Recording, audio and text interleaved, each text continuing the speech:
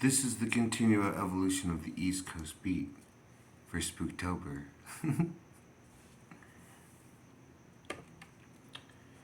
um, it's as funny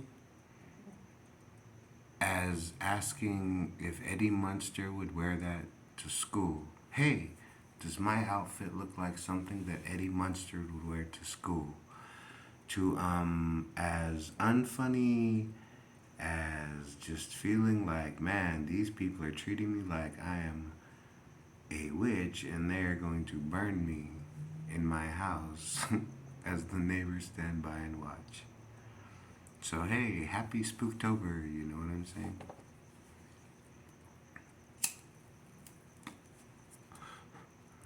So, what does it take in this world?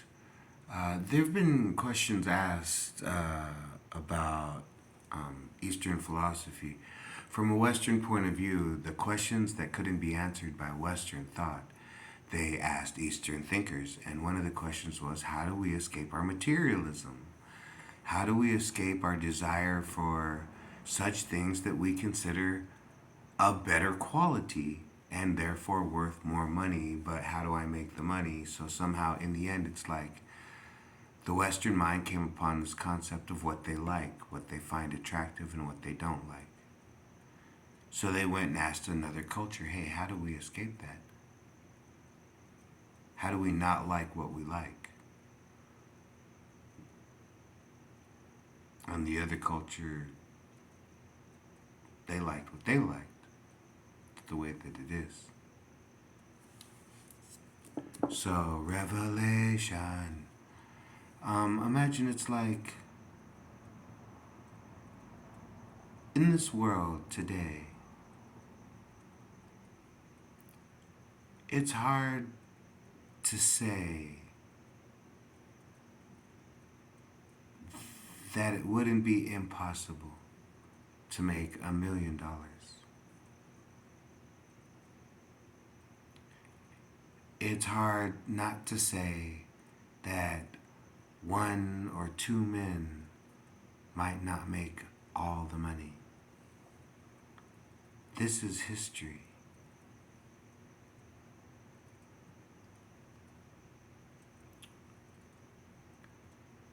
So then, if the world were a place in which you wanted to find value outside of what your money or your currency couldn't get you, you would go to another culture and ask them, why did you develop the love for what you find attractive? And then you would say, okay, why do we love what we love? And in the middle, because there was no dollar or shell or whatever attached on either side, you would say, okay, well, at least we've come to understand that. You know? I do not know why some people like hot days. I do not know why some people like, you know, two-tone cars and white walls. And I do not know why some people cuff their jeans. And I do not know why a lot of things are. But I know that they are not that for all things. You know?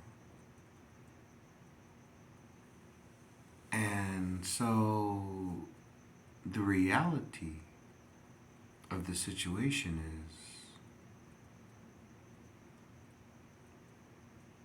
what is worth anything?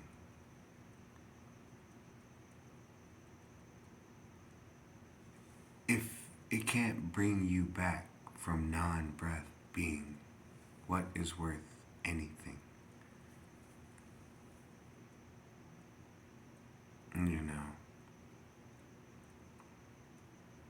You know, as a BJJ practitioner back 15 years ago, when you got a 280-pound man just crushing you with just his weight alone? What brought you back from that? You know? So, the East Coast beat, it was a literal thing, but it was that which the people were saying into the winds was an ocean away, you know, 1,000 years ago. And now, the valley, you know. But times change, you know, technology introduces me to new knowledge. What I once did not know is now what is. Okay, understand. So, to be. To be is to be calling from one's position of submission to the Lord.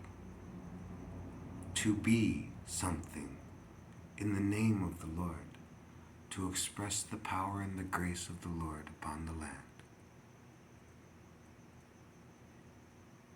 To be. English is not my first language.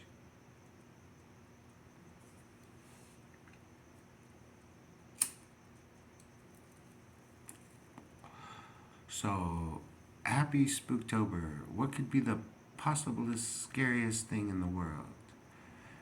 That you one day wake up and realize all this time I almost thought,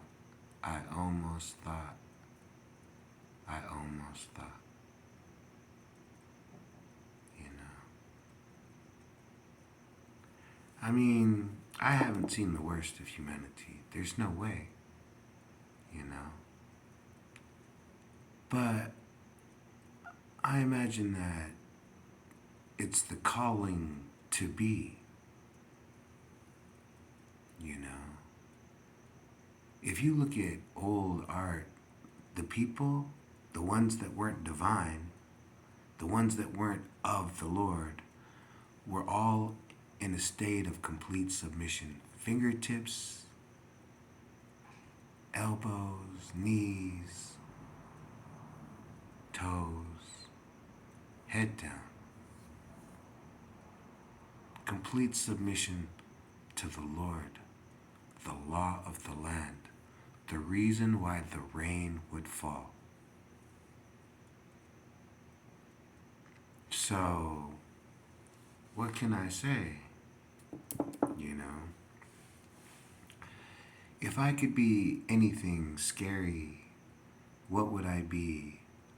You know, for all the witches out there, you know, burnt in 1640 whatever, you know, 219, you know, 90 was that one, I don't know, you know. If I could be the scariest thing ever, what would I be? Me.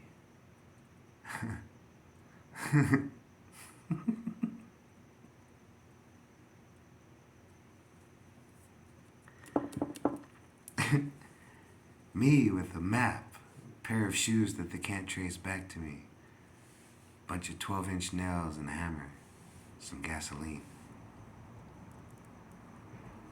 and a sandwich, a cup of coffee, and a pack of smokes waiting for me when I get back.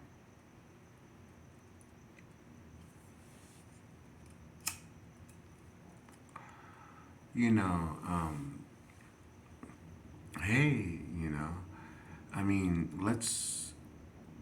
okay, look,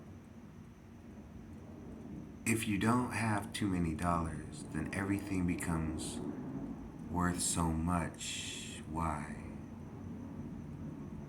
Why can't everything just be as it is?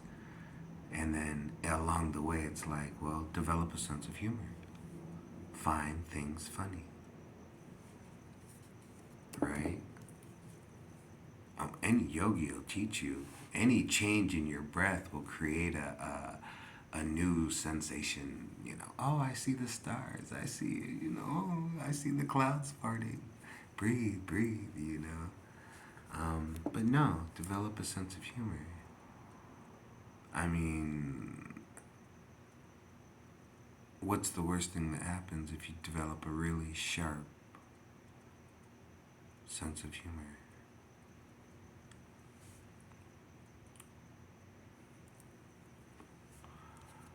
I mean, when the difference between, uh, you know, when the difference between a double stack combo and $1 billion deal, you search your pockets, you search your backpack, you ain't got it that day. Guess you'll go hungry. Develop a sense of humor.